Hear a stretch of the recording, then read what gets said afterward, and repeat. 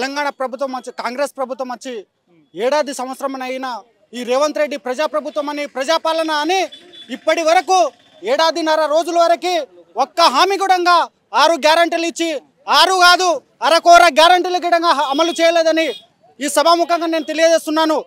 రేవంత్ రెడ్డి ప్రజాపాలన కాదు, ఒక దొంగ పాలన.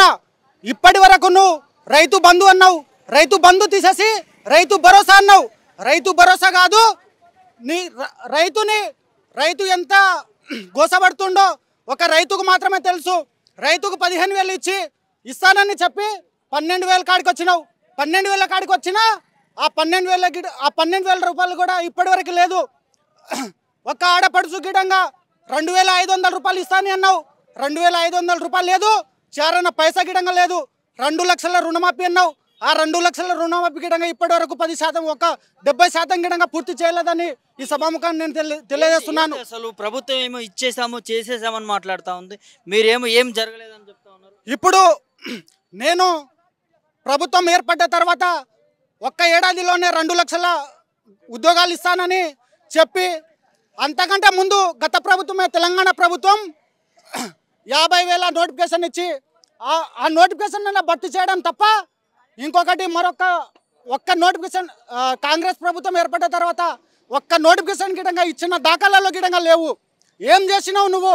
ఎంత కాడికి నిన్ను 6 గ్యారంటీలు అని చెప్పి మోసం చేసినావు తప్ప ఒక్క గ్యారంటీలు గిడంగా హామీ చేయలేదు, ఒక్క గ్యారంటీ గిడంగా అమలు చేయలేదని నేను ఈ సభాముఖంగా తెలియజేస్తున్నాను. ఏంటి ఎట్లా ఉంది అభివృద్ధి పరంగా చూస్తే ఇక్కడ ఉమ్మడి మహబూబ్నగర్ జిల్లాకు సంబంధించి? ఎందుకంటే ముఖ్యమంత్రిగా తనే ఉన్నాడు, మంత్రులు తన కిందనే ఉన్నాయి. సో ఉమ్మడి మహబూబ్నగర్ జిల్లా ఎట్లా ఉంది? ఉమ్మడి మహబూబ్నగర్ జిల్లా ఇప్పటి వరకు వెనుకబడిన జిల్లా. కేసీఆర్ ప్రభుత్వం ఉన్నప్పుడు వలసపోయిన మహబూబ్నగర్ జిల్లా ప్రజలు మళ్ళీ రిటర్న్ వచ్చి వ్యవసాయం చేసుకునే పరిస్థితి వరకు తెచ్చిండు. మళ్ళీ అదే రేవంత్ రెడ్డి ప్రభుత్వం ఏర్పడ్డ తర్వాత మళ్ళీ అదే వలసకు పోతున్నారు. మరి దీంట్లో మనము సస్యశ్యామలుగా ఉన్న మన మహబూబ్నగర్ జిల్లా ఇప్పటి వరకు అంత దగాకోరు పరిపాలన అలా పరిపాలిస్తుండు, రాక్షసానందం పొందుతుండు రేవంత్ రెడ్డి. మరి అదేవిధంగా ఇంకా చాలా చేసేటివి చాలా ఉన్నాయి, కానీ అన్ని మోసాలే తప్ప ఇంకా చేసినవి ఏం లేదు. కేసీఆర్ నువ్వు అంటే తిడతా ఉంటాడు, ఆ అంటే తిడతా ఉంటాడు. కేసీఆర్ అనే పేరు లేకుండా చేస్తా, కేసీఆర్ అనే మొక్కను తెలంగాణలో మొలవకుండా చేస్తా అని చెప్తా ఉంటాడు. ప్రజలు ఏమనుకుంటారు దాన్ని? ప్రతిరోజు కేసీఆర్ పేరు లేకుండా ఏ సభాగిడంగా పెట్టని పరిస్థితి ఆయనది. అంటే కేసీఆర్ని, కేటీఆర్ని, హరీష్ రావుని తిట్టడమే తప్ప అదే దీనంగా మార్చుకొని ఆయన చేసిన పనులు గిడంగా ఒక్కటి గిడంగా లేవు. అదే మనకు వచ్చినటువంటి రియల్ ఎస్టేట్ దందా. కేసీఆర్ 10 ఏళ్ల పరిపాలనలో రియల్ ఎస్టేట్ దందా ఎలా సాగిందంటే ఆ దందాలు గిడంగా అలాగనే పడిపోయినాయి.